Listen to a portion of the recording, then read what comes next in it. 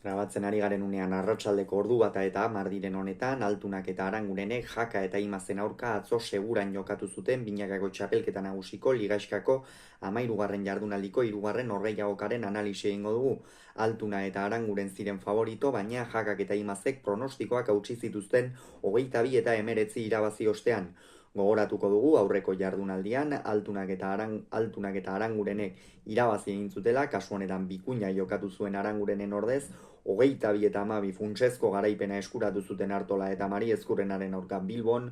aldiz Jakak eta Imazek ere irabazi egin zuten eta zuzen ere kanpoan utzi zituzten ofizialki Peio Etxeberria eta Martija 22 eta 18 Labriten Iruñean. Gaurko norgehiagoka tentsio handikoa zen, barkatu atzokoa.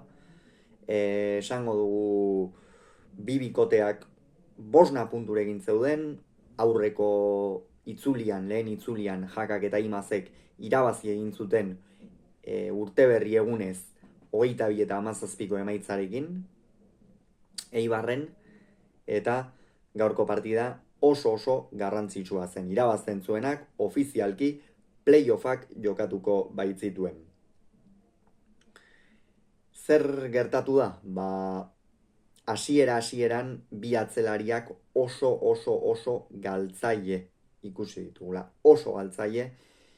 nik uste urduritasuna ere barruan zeramatela, Aranguren oso galtzaile, baina batez ere harrigarriena Ander Rima zen hasiera,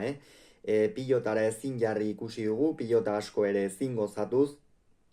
eta benetan Oiartzuarrarentzat ez da bat ere ongi hasi partida, eta noski Oiartzuarrak agindu ezin zuenez, eri Jakak aurrean ez ditu normalean edo askotan izaten dituen abagune horiek izan tantoa amaitzeko ondorioz, 5 eta 1 aurreratu dira Altuna eta Aranguren, eta horixe izan da denbora luzean egon den alderik handiena, lau tantorena gerora, partida eskasa izan da, Jakak pilota asko galdu ditu, Altuna partida hasieran egonkor ikusi dugu, eta gerora gainera Jokinek bere erakustaldia ere eman du, egon da horretarako beta ere, tantoak amaitzen hasi da amezketarra, jokoan hasten, eta partidak ez du itxura ona hartu Jaka eta Imazentzat, baina atzean Aranguren ere oso kamuts ibili da, eta horrek bizitza ugari eman dizkie Gipuzkoarrei, gaurkoan laurak ziren Gipuzkoarrak, kasu honetan Gipuzkoar urdinei, eta gainera Aitor Aranguren atzean ez genuen bat ere bermearekin ikusten, eta 12 eta 11 aurreratu dira lehendabiziko etenaldira Jaka eta Imaz, eta gerora Erik Jaka hasi da erakustaldia ematen, Ander Imaz asentatu da, jada partidan, oso pilota gutxi galdu ditu gerora, eta Erik Jaka gainera errematean asmatu egin du, eta horren ondorioz